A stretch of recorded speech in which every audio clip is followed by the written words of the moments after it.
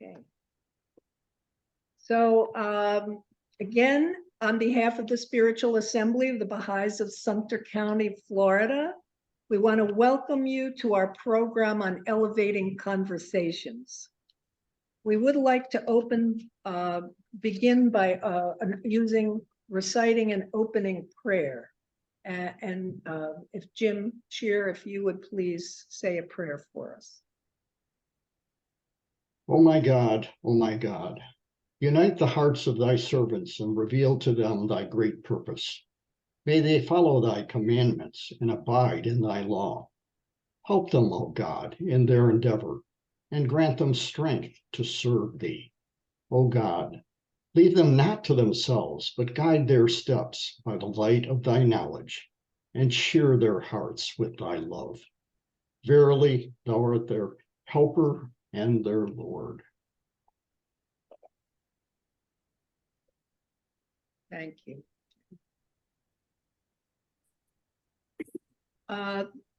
Now, just so you know, this program is being offered in response to requests for assistance as to how to enhance our efforts to elevate conversations.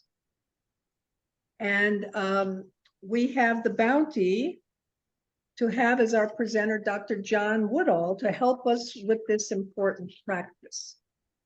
Before we hear from him, we want to express special thanks to Susan Landwer, who is a community member here in Sumter County, Florida, and also, as we've heard, is a sister of Dr. Woodall. And she has been instrumental in helping to make tonight's program happen. So sincere thanks to you, Susan, and best wishes. We so appreciate you. Now, our speaker, Dr. Woodall, Dr. John Woodall, has special expertise in post-traumatic stress disorder and resilience. He was director of the State Department refugee relief effort in the Balkans after the war there, and convener of the Resilient Responses to Social Crisis Group and the Task Force on Accountability for War Crimes in the Balkans, both at Harvard University. At the request of the mayor's office in New York City, he developed and implemented a citywide resilience building program for children after 9/11 that was also implemented in New Orleans after Hurricane Katrina and in Uganda.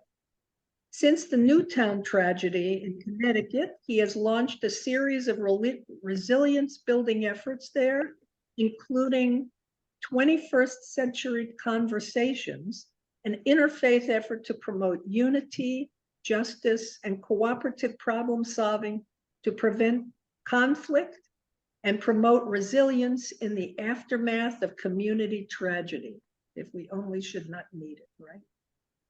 He represents the Baha'i community on the Newtown Interfaith Council, and as mentioned earlier, he also happens to be the brother of Susan Landwer, our dear member of the Sumter County Baha'i community. So we want to thank you, Dr. Woodall, for joining us this evening, and we look forward to hearing from you. So I'll turn the whole program over to you. Jackie, thank you so much for your kindness. Can everybody hear me? Just not? Okay, good. So if you wouldn't mind, I would like to add another prayer.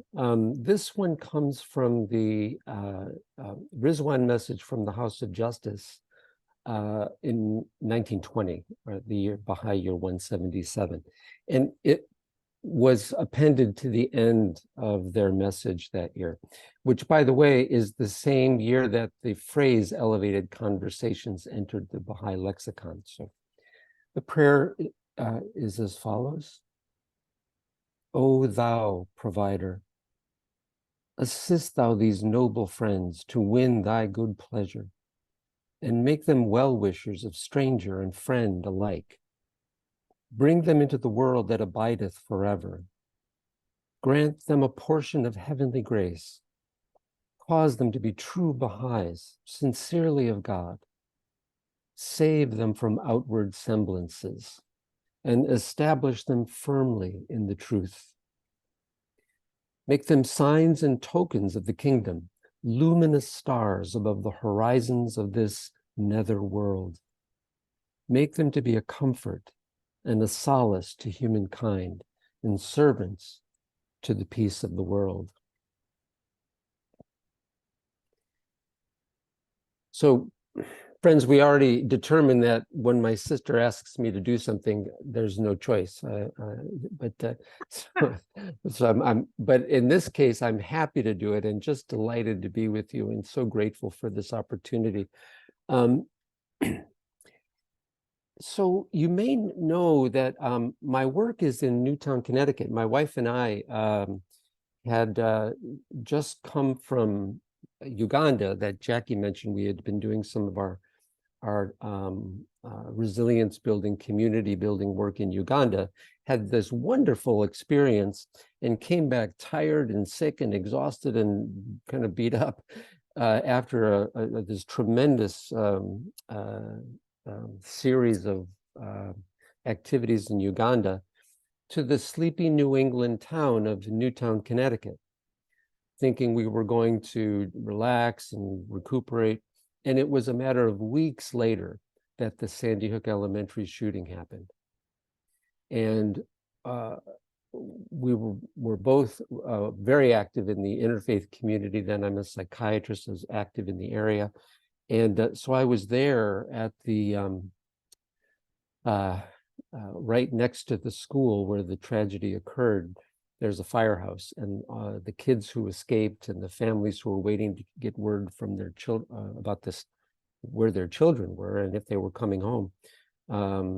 Everyone was gathered there. The governor was there, the press. It was, but it was it was the most grievous scene I've ever witnessed. And I actually wanted to start there. Because of what happened to the community as a result of that tragedy, and to see how the effects of that tragedy on the heart and soul of individuals in Newtown and the heart and soul of the community fabric exactly reflects what the House of Justice is calling us to, what the words of Shoghi Effendi, Abdul-Baha, and Baha'u'llah describe to us, exactly what we experienced. Not only the experience of the anguish, but also the path of transformation. And that's the process that I think we need to become a little bit more familiar with in this process of considering what an elevated conversation might be. I'm going to come to the phrase of the House in that same letter, and then I'll get back to the firehouse in just a minute. But I wanted to read to you from the House on that Rizwan message of 177. And let's, if I can find it.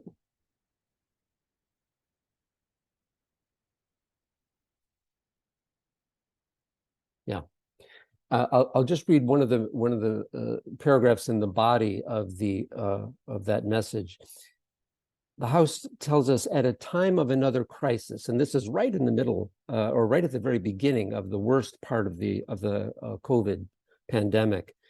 At a time of another crisis, Abdul-Baha offered these words of counsel.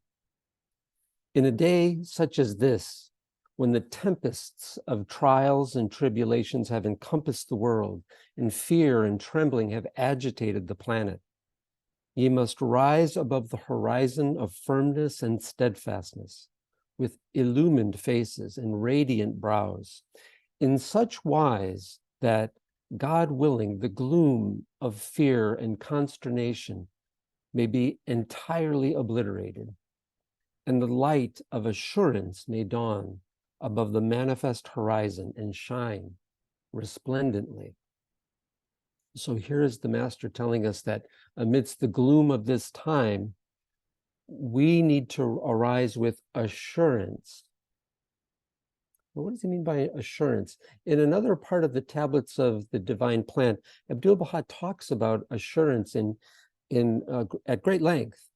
And he talks about assurance as being an absolute certitude in the divine presence, in the gracious, forgiving, compassionate, nurturing, loving embrace of God's ever-abiding presence.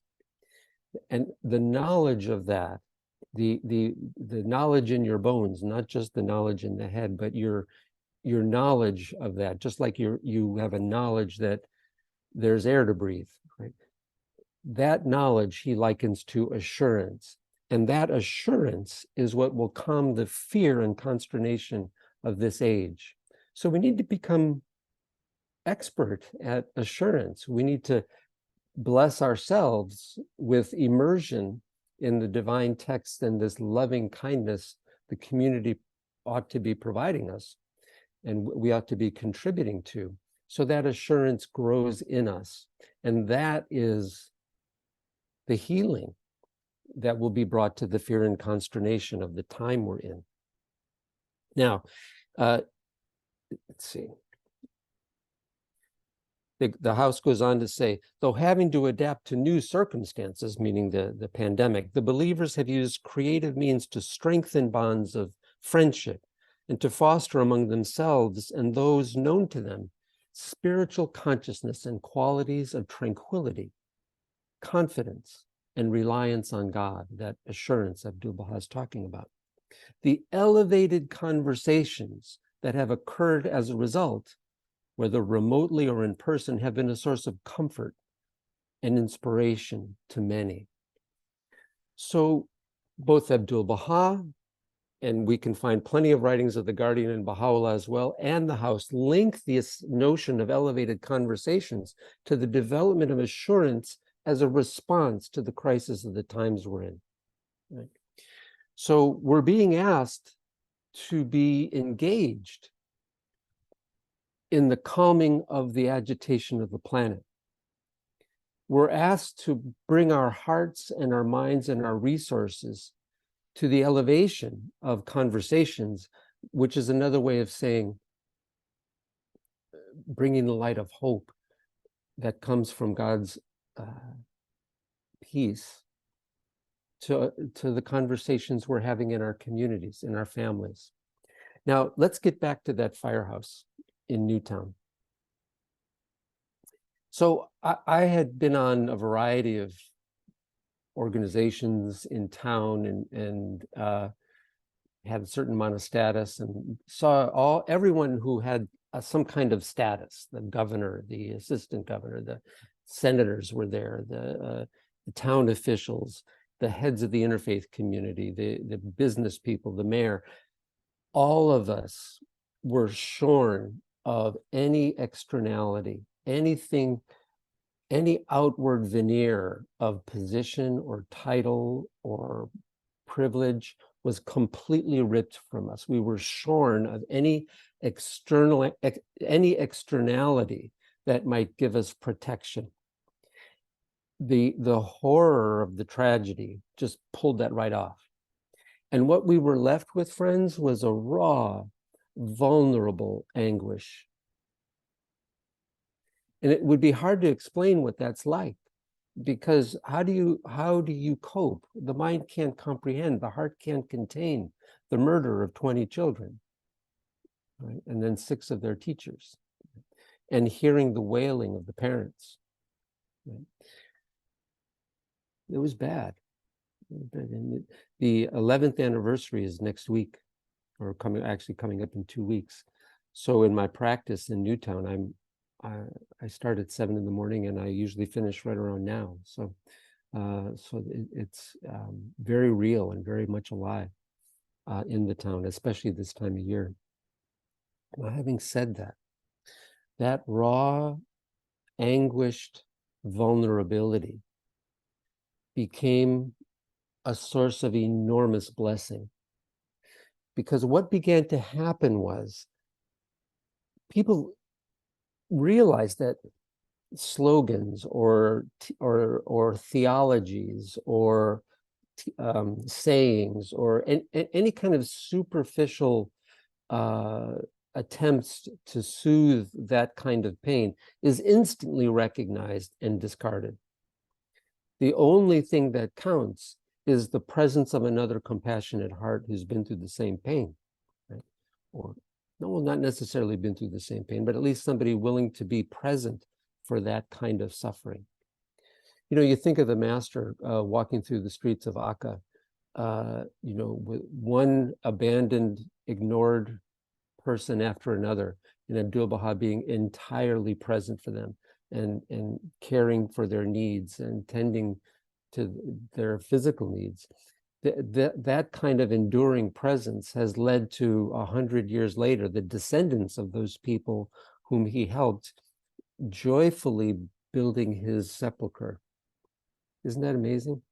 So the influence of his loving kindness, his assured presence, his being the Lord's mercy and the Lord's grace to those individuals, that the influence that has had in that part of Palestine, Israel, is that 100 years later, the most peaceful place in the Middle East is Haifa and Akka, right?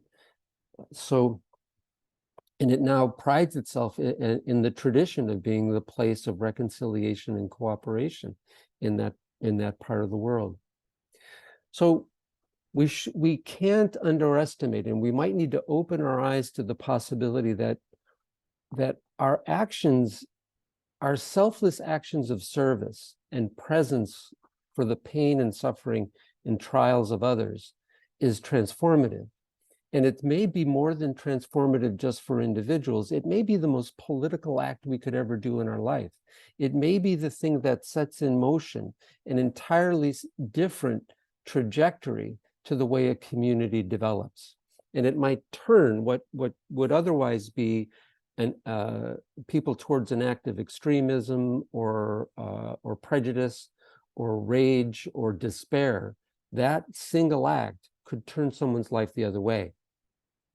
Now, friends, I've been blessed constantly to see that happen thousands of times in individuals' lives, where an act of kindness changes the trajectory of another person's life.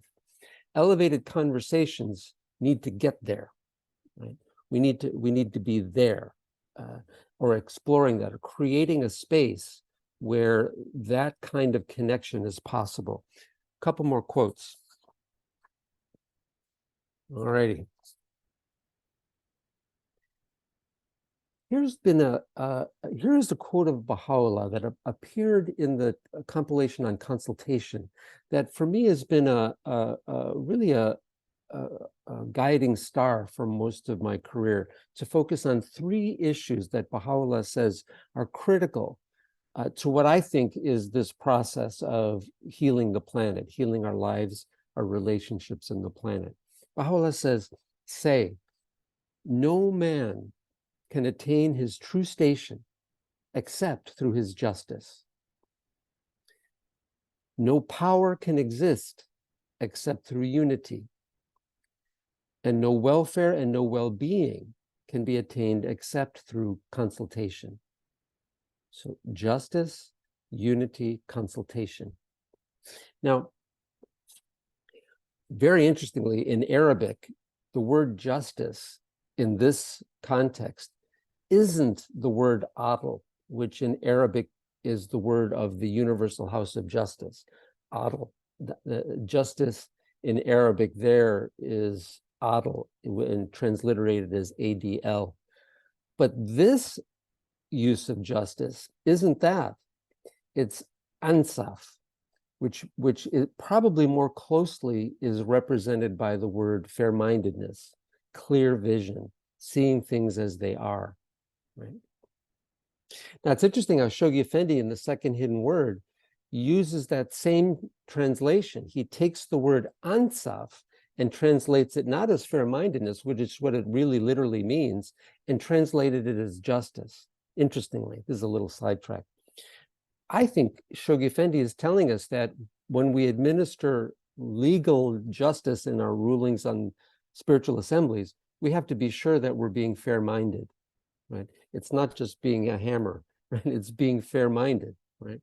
So anyway, why am I bringing this up?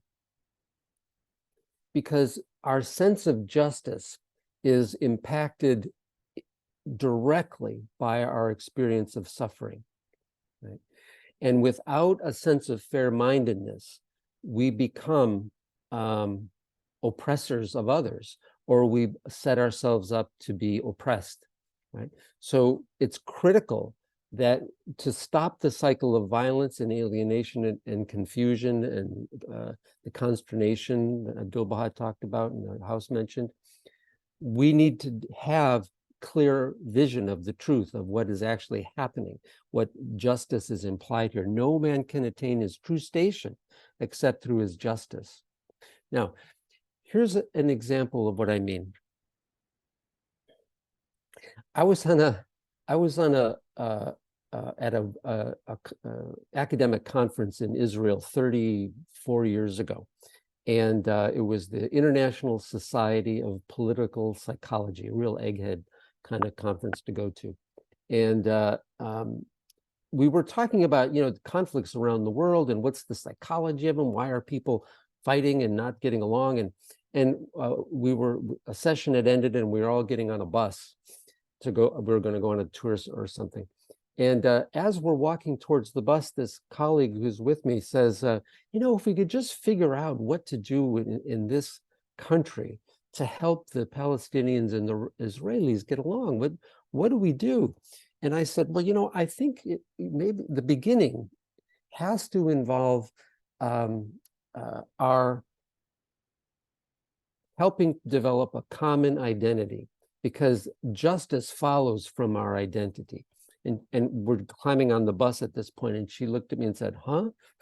So I said, well, no, our sense of justice emerges from our identity as we're sitting into our seats. She said, I don't know what you're talking about. And just at that moment, a man came from the aisle with this coat in his hand, and he reached across the both of us and said, excuse me, and he hung his coat up in front of us. And then he went and sat down because he wanted to be able to see out his window. So he thought, well, he'll just hang up his coat in front of us. So we couldn't see out our window, but he could see out of his. And I said to this colleague of mine, well, there it is right there. We're not a part of his identity. So we don't fit into his equation for justice, right? To him, it's perfectly okay to hang up his coat because it's for his identity. He's taking care of him, and he's not thinking about us as part of his identity. So to him, it's of no consequence that he's blocking our view, right? So if I had said to him, hey buddy, what are you doing? Now we can't see out of our window. Because he was thinking of his identity, he might think, well, what's your problem? I said, excuse me. So the point of this is that if we're to find ways to get along, right, we have to find ways to establish justice. We have to care for the needs of each other, right? And if we don't see the needs of other because our identity doesn't include the other person, we will never include them in our equation of justice, right? And here's the dilemma with suffering. Suffering has the tendency to collapse our identity, to make us feel smaller, right? You see it in couples, right? One feels offended by the other, and so instead of thinking that we're a couple, they start to think it's just me, and now I've got to, make sure that they know that they hurt me, and and before you know it, you've got two separate identities throwing hand grenades at each other because they're talking past each other because one wants what they think is justice for them, and the other wants what they think is justice for them, but there's no common identity where either one can see what's fair for both, right? Or it takes an extraordinary effort with a lot of anguish to come to that point, right? Where people are, by that point, are exhausted and in such despair that it's more of a surrender than it is a or a capitulation than it is a sharing of a common vision of the marriage. Now, just extend that into the world, and you can see essentially the political landscape right now, where this shrinking of identity has become so toxic that we're on the verge of history's worst set of calamities, because this has gone unchecked since 1844, well, and before. So this tendency, this lower nature tendency to close up our sense of identity, is one of the features of what Abdu'l-Baha talks about in the Tablets of the Divine Plan as our lower nature that has as its guiding force the struggle for survival, is the phrase Abdu'l-Baha uses. And he says the only thing that can overcome that is the love of God and the divine teachings, so that we go this way with our suffering. We become more compassionate, more understanding, more humble, more open to the needs of others, and even more committed to the welfare of others. Now, through the grace of God, after the Newtown tragedy, we were brought to our knees. We didn't enter it humble, we were humbled by that event. And so by the grace of God, we were compelled, we felt the urgency of finding a way to be of service to each other, to help heal the pain of each other, and to provide a vision for our common humanity, that our suffering, our joint suffering, had actually exposed our unity and the necessity of our being the caretakers of each other. Now, the Interfaith Council did a wonderful job with this. The Baha'i community was present. What would be a good adjective? We were in the forefront of this discussion in the newspapers and radio and television meetings, the city council, everything. So this message was everywhere. And so it helped quiet and put in context the suffering of the community. So back to what Abdu'l-Baha had said, that the gloom of fear and consternation, the light of assurance was able to be present for that. Now, was it the complete answer? No, we're still in the middle of it. But a light was shown, and a path was revealed, and a goal was established. So being able to mobilize conversations towards these ends, that ultimately in our suffering, we need to find a way to unite. Now, that's the second point in this quote of Baha'u'llah: no man can attain his true station except through his justice. No power can exist except through unity. Now, this is a very potent statement of Baha'u'llah. You know, you think of hydrogen and oxygen, right? Separately, they have their own properties. You know, oxygen is a gas, and I guess hydrogen is too. They have these specific kind of physical and chemical properties. But when you combine them, you get something completely different than just adding up the qualities of hydrogen and oxygen. You get water that has life-giving properties and can be in 3 different phases and that can support life.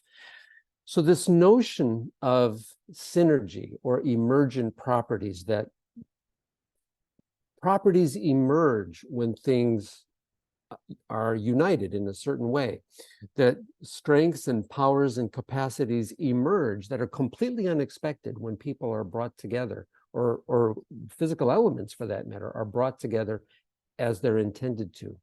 So if we, in our elevated conversations or in our efforts to bring solace to others in our homes through conversations, through the core activities that we enrich through bringing this kind of a heart to the process, we can see a new kind of interaction emerge that has new qualities. Now, here's this quote that everyone's heard a million times as if you're a Baha'i, but again, comes from the tablets of the divine plan, talking about this power of unity. O ye friends, fellowship, fellowship, love, love, unity, unity, so that the power of the Baha'i cause may appear and become manifest in the world. So that the power of the Baha'i cause may appear and become manifest in the world. Which the implication is, if there isn't fellowship, love, and unity, that the power doesn't emerge and doesn't become manifest in the world. That it's critical that the whole purpose of the revelation is to create this unity and expand it so that new powers, new capacities, new human potentialities, new spiritual susceptibilities, new invention and creativity, new inspirations can heal the planet. Right?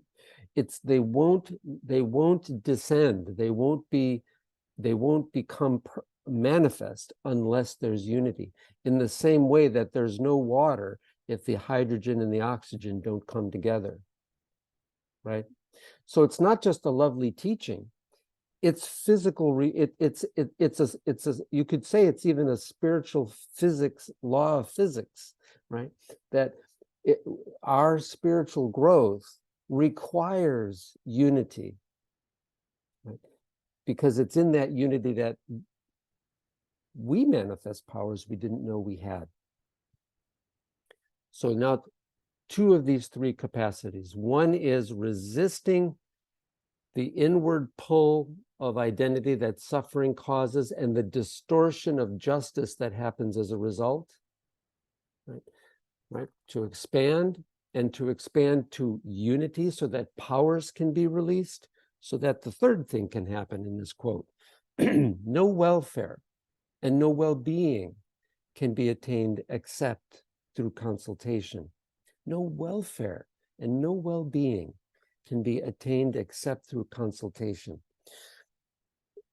One of the, just sort of the theoretical reasons for this is that if we're in pain and we're trying to get a point across or trying to have our thoughts succeed, and we're not in unity with other people, then the tools available to us are tools of power, of overcoming someone else's ideas. And so this is where argumentation comes in, or this is where, where you stop listening, or where you're listening not to create something new and creative, but to do an end run around someone and outsmart them, right? So creativity stops. And if there's conflict, the whole conversation stops. But if there's unity, there is not conflict and clashing of personalities, there's clashing of opinions. So we can move through a discovery process that uncovers something that none of us knew, so that new knowledge can emerge, as opposed to just repeating slogans or repeating partisan political stances. But without that sense of justice and unity, we won't get to that creative, well-being creating process of consultation, and no problems of the world will be solved, because it's not going to be solved. The love and unity is the precondition. It's not the solution. Those are the conditions needed for the consultation. It's a lot, isn't it, friends? So this is a lifelong process. I guess the point of what I'm saying is, what wound up happening in Newtown is that quote, we wound up using a million different ways in conversations in this room I'm sitting in our home, in homes throughout Newtown, in the churches and synagogues and mosques, meetings that were held with community members to talk about exactly these points. Sometimes we could talk about them as being derived from Baha'u'llah's writings, but a lot of the time we couldn't. It was sort of couched in secular language or the language of psychiatry to make it look more like therapy. But but it all came from these texts. So, and the effect has been, well, people tell us all the time that I'll be in the grocery store and people I've never seen before tell us that this has been really helpful for them. So it's doing nothing but putting the words of Baha'u'llah into the context of people's needs at the moment. So all of this to say that if there are opportunities in your community to really address some form of suffering that you feel comfortable addressing, that's the focus of your elevated conversation. Or make that and share your heart with others. Oh, you know that statement of Abdul Baha where he says the 3 conditions in the tablets of the divine plan for an apostle of Baha'u'llah, the 3 conditions. First one is firmness in the covenant. The second is love and unity amongst the friends. And in that paragraph, which includes this quote about love, fellowship, love, unity, just above that paragraph,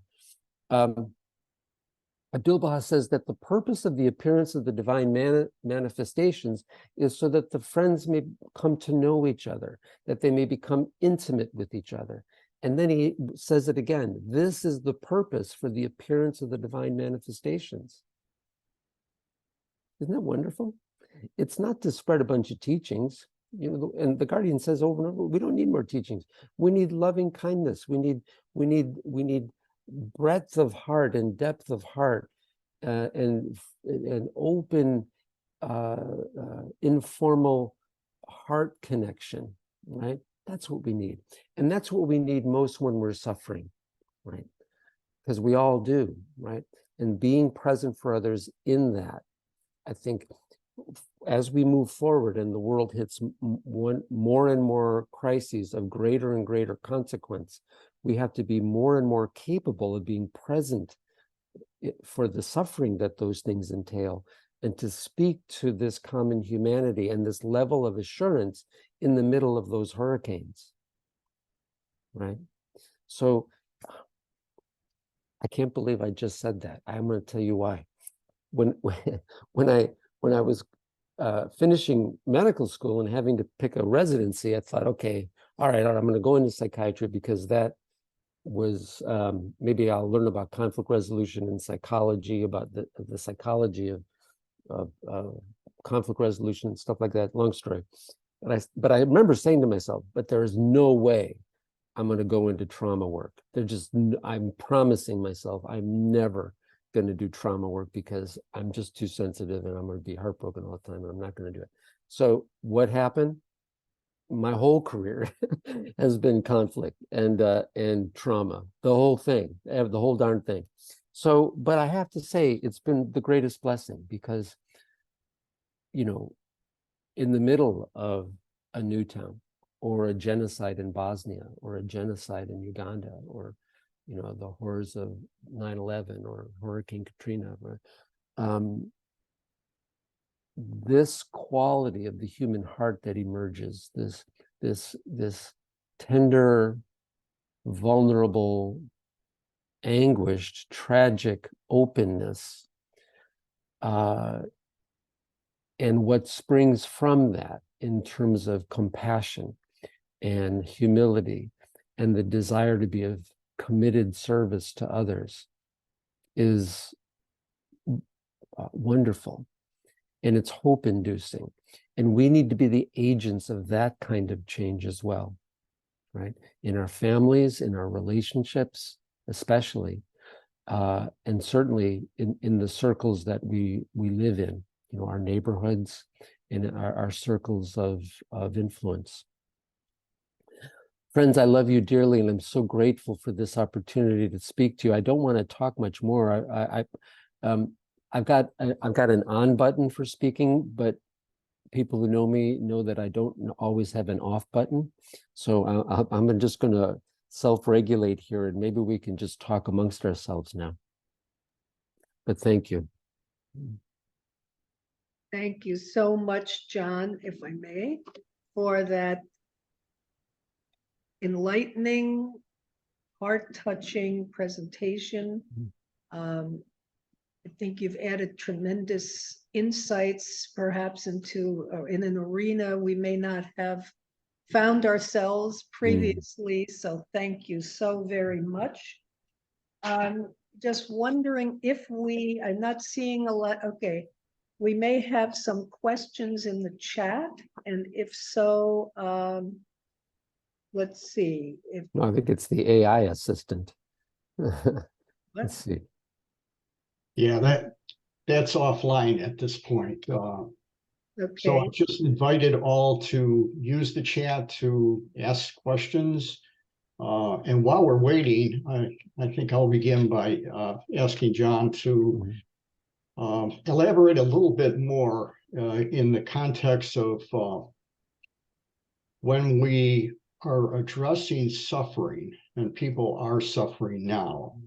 That is a difficult space to enter. And it also kind of requires courage to step into that.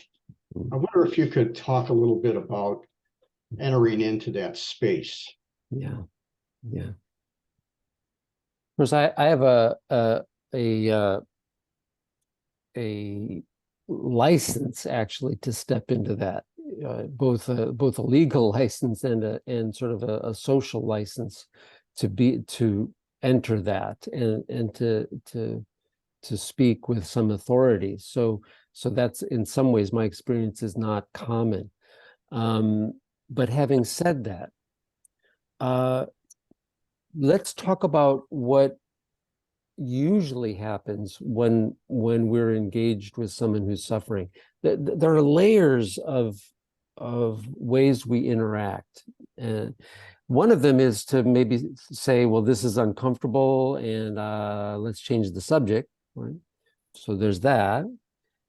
Then there's, this is uncomfortable for them. Maybe I ought to respect their privacy and not enter this, and maybe change the subject. So the same effect, but from slightly different motive. Is that it's not I'm uncomfortable, but I want to protect their dignity, and so maybe it's best we just move on. But then there's other times where the person is in a raw state where they really need somebody to be just present.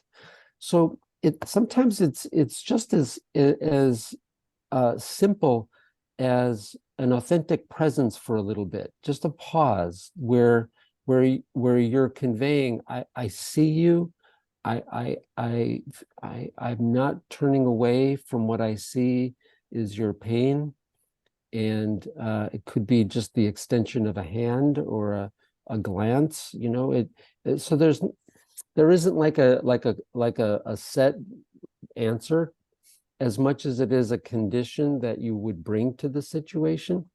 So I would suggest that maybe one way to look at it would be, we have reactions to suffering that are based on fear, basically. And one of them is flight, right? And the other is fight, right? I guess there's a third one, which is freeze, right? The fight, flight, or freeze response. So sometimes when we see people suffering, now you can see any kind of reaction when someone's suffering. It might irritate someone that someone's suffering, and they get mad at them, right? You know, I've seen that. That happens in couples therapy all the time, right? Someone's suffering and feels in need, and the other one feels like, well, you're demanding things from me I can't do, so they get angry at the person who's already suffering, right? So there's that. Or we get nervous and we run away. And we either run away emotionally from them and sort of abandon them emotionally, or we physically leave, right? So these sorts of reactive responses to the suffering of another perpetuate suffering. They're isolative of both parties. Let's say in a marriage, like both become isolated. One becomes isolated, feeling that their suffering doesn't count for anything, right? The other person doesn't care, and the other one feels afraid of the other person's suffering and might feel powerless, or might feel that they need to distract themselves in some way, or do something, you know, that's ultimately harmful for the relationship. So these are not being present for someone authentically or compassionately generates more suffering, right? So maybe that's the first point to make. The second point to make then is a practice over a lifetime of compassionate presence, right? What is that prayer Abdu'l-Baha just said?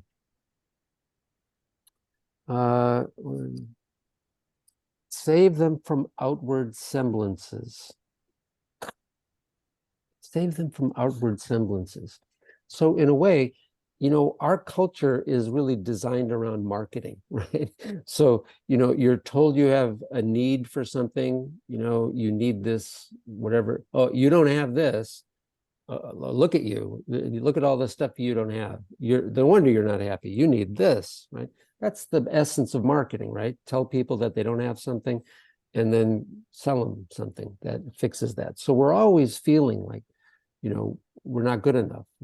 And so when our relationships are like that, we have the culture we have right now, isolated, disempowered, angry, frustrated, anxious people. Right? So part of the process of elevating the conversation is spiritualizing the conversation, not so much with teachings and principles, as important as those are, but in loving presence. Right? So I think it's really, it starts there. And then after that, it would be really kind of examining situation by situation how to do that. Right? Well, I'll say one thing though, the kids are in desperate need of loving connection in our culture. It's so sad. I mean, the teenagers, it's another pandemic of isolation, anger and fear, disconnection. Boy, anytime you can be a loving presence for a teenager, you've done a good thing, right? Or an 11 to 14-year-old, maybe you even have more influence there. All right, I'm getting onto another talk there, though. But what was that?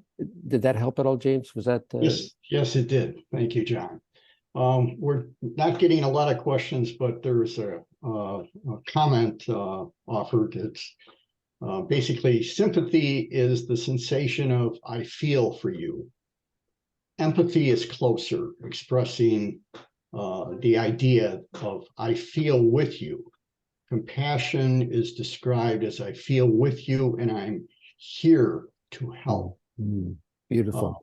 Thanks, Kathleen. That's beautiful. Yeah. Yeah. And then another is in terms of those, I'm thinking this has to do with the fright, flight, and freeze. Another comment was to make the fourth be engage. Yeah, it's an important point. Brene is not the first person to think of it, but yes, that's the whole point.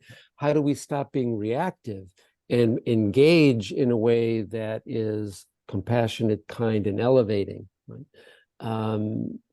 Maybe that's one of the ways to think about it. It's elevating away from the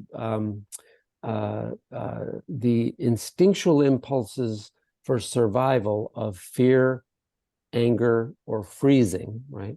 And instead making a choice for something higher, something compassionate and connecting, right? Because essentially fight, flight, and freeze are separating, right? I'm protecting myself from something that's noxious or dangerous or that I feel is dangerous, basically. So the other becomes dangerous to me. So I'm either going to attack them, run from them, or freeze so they don't hurt me. So as long as we're stuck in that, and Abdu'l-Baha says this powerfully in the first tablet to the Baha'is of Canada and the United States, Abdu'l-Baha talks about this, about freeing ourselves from our lower nature. He says that he talks about collective centers. That's the context he's describing this in. He says that humanity is organized around collective centers that could be, a social idea, a political idea, a national or religious idea. There are ideas around which groups form. And he said all of them are good, but they're all limited. And ultimately, they lead to conflict. He says, but the collective center of the kingdom organizes the planet in another way. It unites things that are opposite. It harmonizes diverse components. So he's talking about another way of being, this unity and diversity idea. And he says this collective center of the kingdom, get this, abrogates the law for the struggle for survival. The collective center of the kingdom abrogates the law of the struggle for survival. This is powerful. This is new. So he's saying, he's acknowledging, yes, we have this survival of the fittest tendency. It's a drive in humanity. But our spiritual nature, our latent spiritual nature, frees us from that, and we become free from fight or flight, or from needing to dominate to survive, where there's something new and maybe in human history has not yet been seen, which is a governmental system, a social system, set of mores and financial systems working with the planet, within ourselves and in our families, that is entirely integrated as one thing, like a human body, right? And that abrogates the struggle for survival. So what he's saying is once this divine plan unfolds, as the covenant as the covenant unfolds, this capacity for unity will redirect human evolution away from this evolution that's based on the survival of the fittest, towards a completely different trajectory based on unity, about this kind of harmonic unity. It's never been seen. This is not like another religion's doctrines. This is very different from the spiritual explanations of any other religion, right? This is new.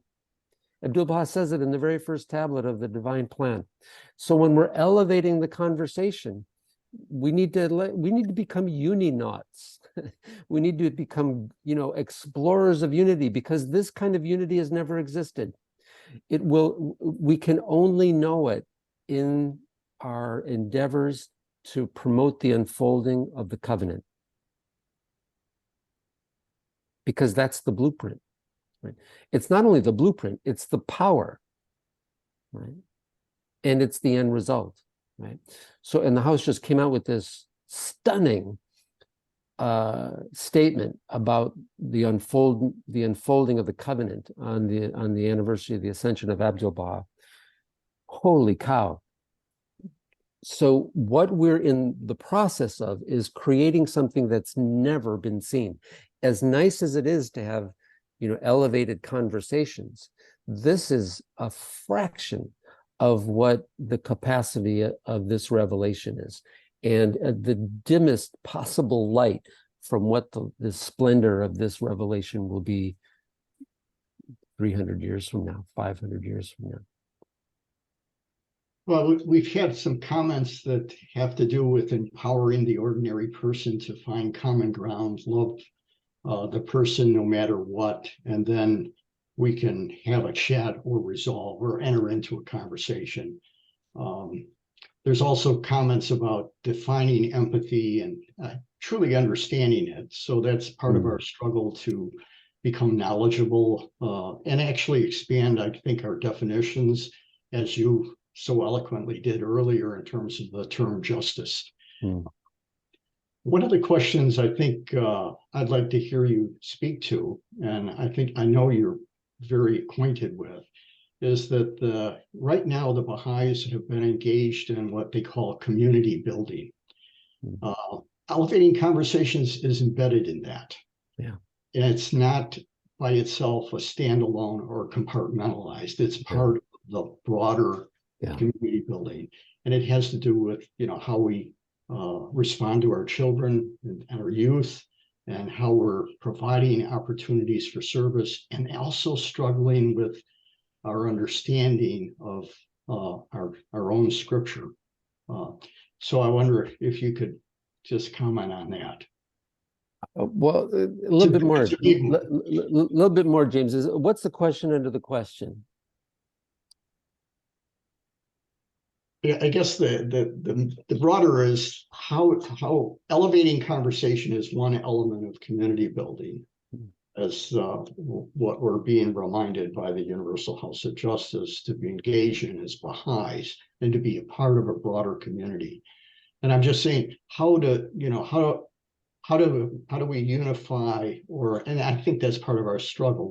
We're engaging in these different activities, devotional gatherings, children and youth programs, and are engaging with like-minded people to promote unity.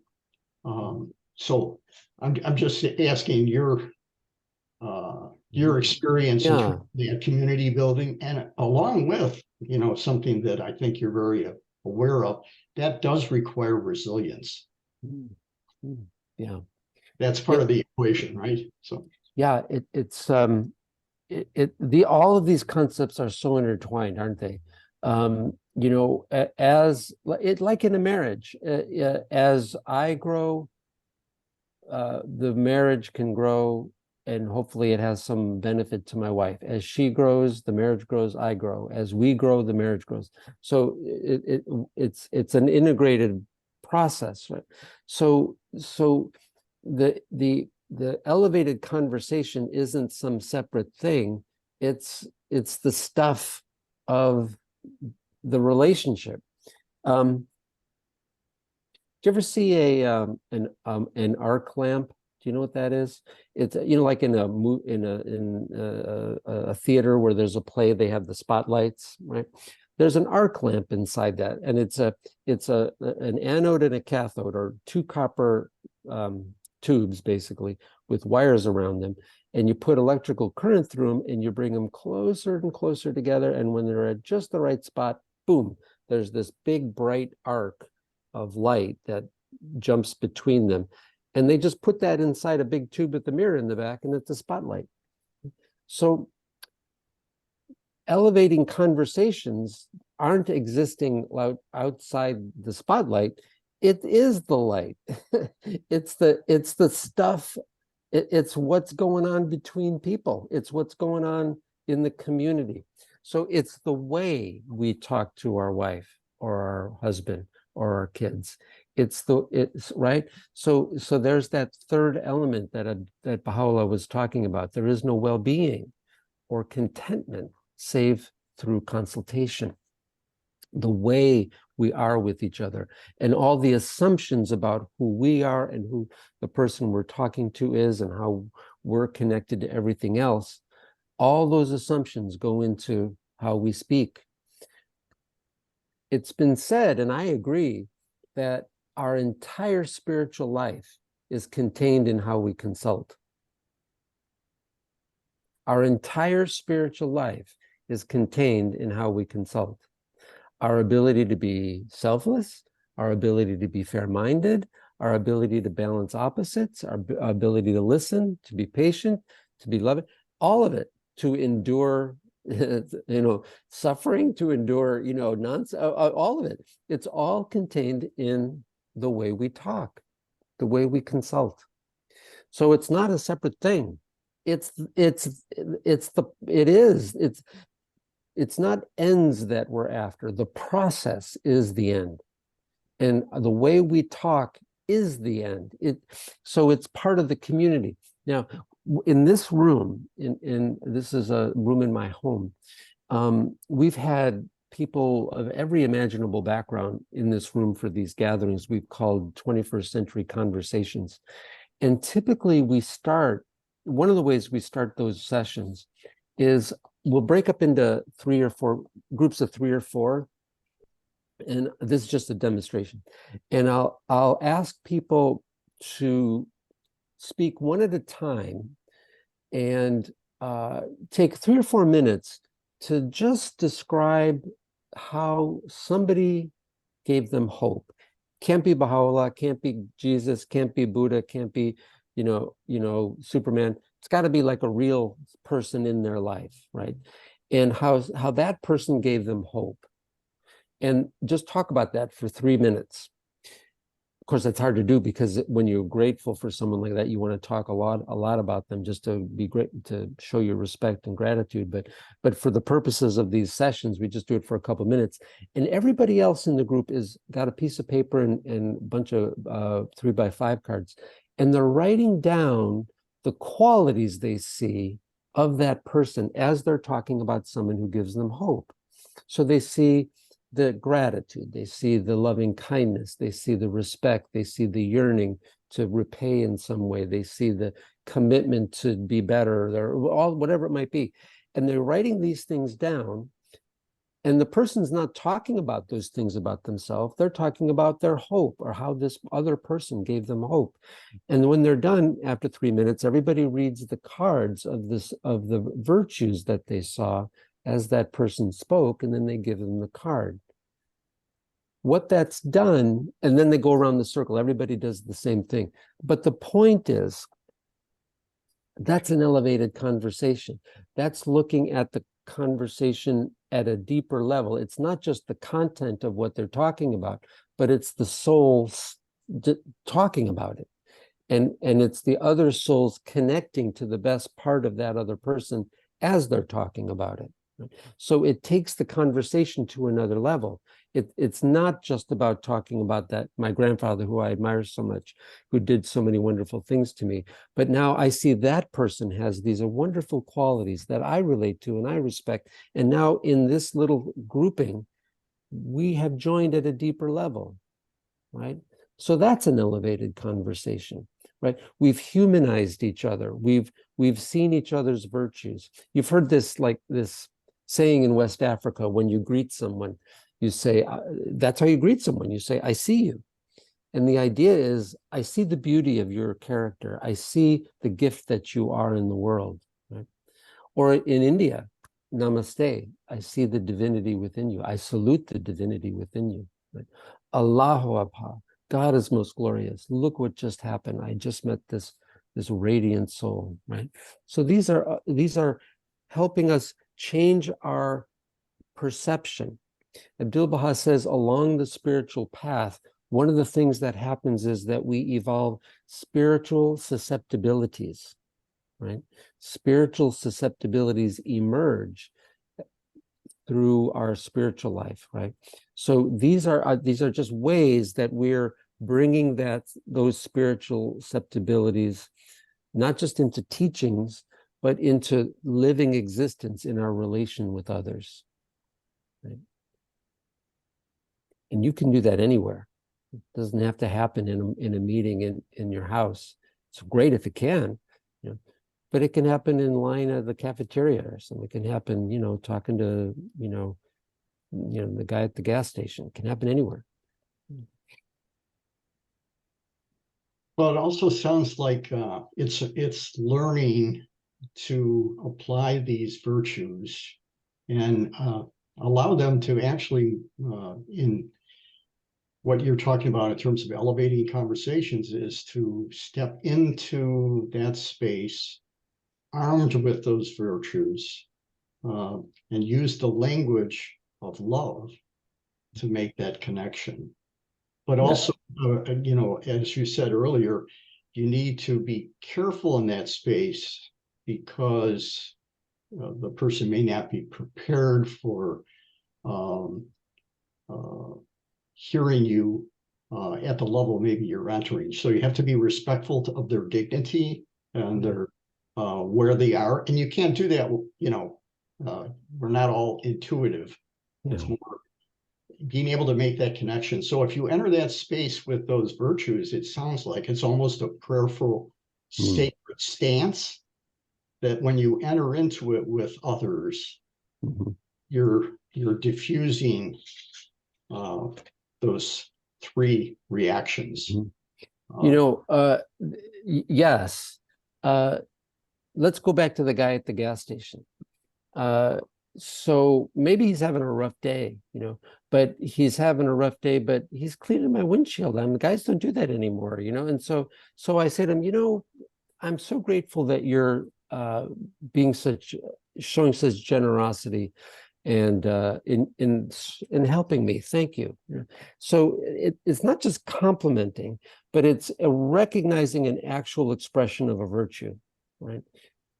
It's so you don't have to necessarily get into the pain of the other person, but see their virtue. This is really one of the fundamental drives of every soul, is to have their virtues recognized, right? So, and when we're kind of stuck, it's really helpful if someone sees our capacity, you know? So you do that with a kid and you can have a friend for life, you know, if you know, when you did that with your sister, I saw that you were frustrated, but you just helped them anyway. That's the kind of person I really admire. It was hard for you to do that, but you did it anyway. It was really, showed a lot of maturity and self-control and kindness. That's fantastic. Stuff like that. So recognizing virtue. And just it doesn't have to be a big long encounter. Just a phrase or two. Wow, that was really kind of you. Thank you. So get in the practice of that, of recognizing a virtue and speaking it. That's an elevated conversation. And it can take I'm telling you, it can take a suicidal person and give them hope. I know it because I see it every day. Right. So you might not, yeah. Excuse me. No, I'm sorry, John. I think what you've done, what you're doing is at least for me, I can't speak for everyone, but as I'm listening, is you are elevating the whole concept of elevated conversations. And I don't know about anyone else, but you know, perhaps some of us came in here with I kind of want a formula, you know what I mean? This kind of, okay, well, and you've done it in a spiritual way, but you have elevated that whole concept. As you say, it doesn't have to be having every quote at our fingertips, although that's always good to interject the word of God, but to, as you've just demonstrated, recognizing virtues and identifying them in a sincere way. And then we don't have to worry if we're invading their space or be uncomfortable. It helps us in being authentic, and probably reinforces our understanding of that virtue. Yeah. I think that makes it easier to relate to what is an elevated conversation. Can I just throw a little psychiatry, little trick in there? Just to so people in our culture are becoming increasingly anxious, and there's looking for solutions to their anxiety. And what I'll often say to people is, you know, there's a part of your anxiety I really like, because it tells me a couple things about you. First of all, you're really trying to do the right thing. You're a person who you have some kind of a set of standards that's pretty high, because part of you doesn't feel like you're meeting a standard. So, and that's what makes you anxious. Am I doing the right thing? What did I do wrong there? So, but the part of that that's kind of unusual, or kind of a paradox, is that if you didn't care about life, or if you were a sociopath and didn't care what other people thought, right, you wouldn't be anxious, right? But you're anxious because you're trying to do the right thing. So I like that about you, right? And there's another part of your anxiety that I like, is that it's a yearning for life. It's a yearning. I'm not saying all your anxiety is yearning, but you're yearning for life. And that I like a lot, right? We just got to figure out how to direct it and put some, guardrails on it, and help get it going in the right direction, so you can use it as something to move you forward and not something to paralyze you. You see what I mean? So that's reframing what everyone calls a pathology and you need medicine for, to say, no, you're right. I do yearn for life. I don't know how to connect. And now that opens another conversation. How do you connect? Right? Well, be the connection. And then if you then become the connection, you just solve their anxiety problem. They're connected to you. So that to me is a spiritual solution to psychiatric issues. It's not like a spiritual principle, believe in the oneness of humanity. That doesn't do anybody any good, right? It's connecting, being the heart that connects. Did you read these amazing eulogies of Abdul Baha when he was eulogized? How people talked about how utterly crushed they were because kindness itself had vanished from the earth, right? And it's just, what was it like to be in his presence? So we need to be those things. And the problem is we don't have any examples, so we're just kind of all stumbling, And but let's stumble higher. The world needs it now. And I think I love that, stumble higher. And then with the attitude, though, that this is a culture of learning, so that we also, there is no failure, there is, to eliminate our own anxiety. If we can't put it in the context of culture of learning, that we make the effort, and we may assess that effort, but to recognize there is no growth, we're not being the connection unless we make that effort. And put that intention out there. So thank you. This puts it in a whole other context. Again, I think you've really helped to, I will say, spiritualize something that seems concrete, but you've elevated it to the spiritual, the level of spiritual, as it's intended. So are there any other, I'm sorry, I don't want to interrupt, but if other comments or questions, I know we've kind of restricted people by just putting you into the chat, but if you have any other observations, questions, or comments for Dr. Woodall, if you would put them into the chat. And then we did have an additional comment that came in. I think I'll just read it. It's a little bit of a narrative. It's not so much a question, but it would probably stimulate what we do with our own personal experiences. And this is the comment. This is not really a question, but rather a comment that I was a young mom and a 5-year-old Baha'i at summer school in Alberta, where we heard from a young psychiatrist who was working in conflict resolution in the Middle East. That one summer school, the associated writings were transformational for me. The concept of collective centers was so new to me. I have told that story about the bus and shared my learning from that workshop, both to the Baha'is and to colleagues when I was working as an RN. Tablets of the Divine Plan became my workshop. I think that is a memory of John Woodall. Where did you read that?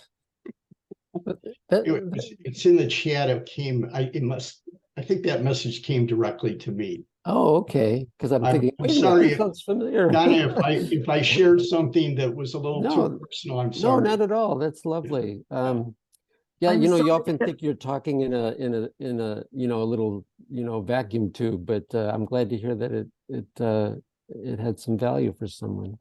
I think the person is speaking up. If we give her a chance. Oh. I couldn't figure out how to get it in the chat. And when I finally got it there, James Shear's name came up. So I just sent it to him. because Thank I you, know John. I had seen him talking. Yeah. That workshop absolutely transformed my whole relationships in the faith. And I was only a 5-year-old Baha'i, and I had moved from the city to a rural area. And there weren't nearly as many Baha'is there. And it was just transformational. The collective center concept. Yeah. It made so much sense to me. Doesn't And it? I just, yeah. Abdul Baha. It's all Abdul Baha. He lays out the whole method of the unfoldment of our unity in the Tablets of Divine Plan. I know. Yeah. When Brenda told me about this workshop and I heard your name, I thought, where have I heard that name before? And I didn't realize it until you were telling that story again here. Oh. So. It wasn't the post office, the pictures on the wall in the post office, wasn't it? No. Okay. I'm from Canada, actually. Oh, okay. So they don't do that. I'm from BC, but the workshop was at Sylvan Lake, Alberta. Oh, yeah. That's a long time ago. Many years ago. Yeah. So, John, I guess a way of wrapping up would be to, I guess, express our gratitude to you Thank you, James. Helping us to really navigate a subject that's going to take some time for we Baha'is and by extension, our community and our friends and loved ones. This whole principle of understanding how we can label virtues. And actually incorporate them into our attitude, the way in which we speak, the way in which we hopefully engage with love and fellowship with others. And I think that's work. That's a life's work. We're on this plane of existence, I guess, to do that. So we have stimulated a lot of, well, I've got about 3 pages in notes already, but this has been just delightful. We don't really have any other messages or questions at this point. Would you like to sum up any final comments or thoughts? If you ask me to talk, that's a dangerous thing. So, because I can talk forever. I just think, friends, we're all on this path. I'll end with one story. Someone came to Gandhi once, many years ago, and said, "Oh, Bapu, can you teach me how to quit smoking?" And he said, "Oh, yes, I can. I said, "Oh, good. Well, yes, I'm waiting. Teach me how to quit smoking." He says, I will, but you have to come back in 30 days. And the man said, "What? Oh, okay. All right." So the man went away. 30 days he came back, and he's thinking, now, why did I have to wait 30 days? And so he comes to Gandhi's presence and he says, "Bapu, you said you'd teach me how to quit smoking. So you told me to wait 30 days. So here I am. But why did you make me wait 30 days? And Gandhi said, "I had to quit smoking." So that's how I feel.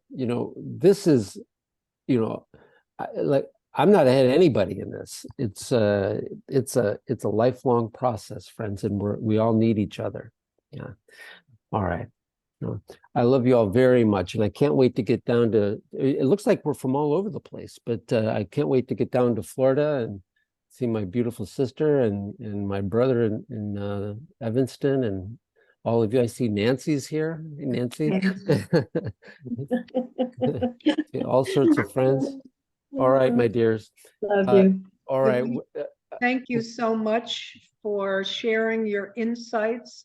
I will just, you just reminded me, and not to take your eloquence and try and make it simplistic, but when you were speaking, it reminded me of something my daughter shared with me, which is to allow, let me feel my feelings. And I think to make that a little less intimidating in terms of worrying about entering someone's space is to allow them to feel their feelings and be there in their presence as they do it without having to do anything. I Yeah. noticed what my 5-year-old granddaughter, Mm, she started crying because her mother just walked out the door, and I went Yeah. through, she's coming back. And then I just stopped. I said, I put her in my arms and let her feel her feelings. She finished crying and moved on. I said, Yeah. brilliant. So that's a little simplistic, but No, I think, that's, isn't that companioning someone? you know, the world revolves on the love of grandmas, you know. And you were getting in touch with your grandma power, you know, that's world I needs a learned lot from of my that. daughter. Yeah. Yeah, yeah. Thank Okay. you so much All right, for, guys. I'd say, elevating the John. elevation of conversation. We appreciate the time, and for all of you who have joined us.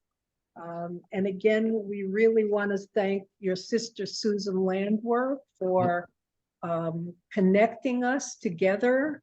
We love her, we embrace her, as all of you, and I think we all are leaving here now inspired to practice what we've learned. There's a lot to process because you feed us with so much, John. Yeah.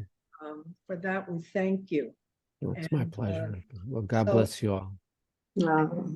Love you. Thanks, Thank you, John. John. Love you too. Love you. Alrighty. Okay, good night. Love you too. Good Bye-bye. night. Thank you, Night. Jackie. Thank you, Jim.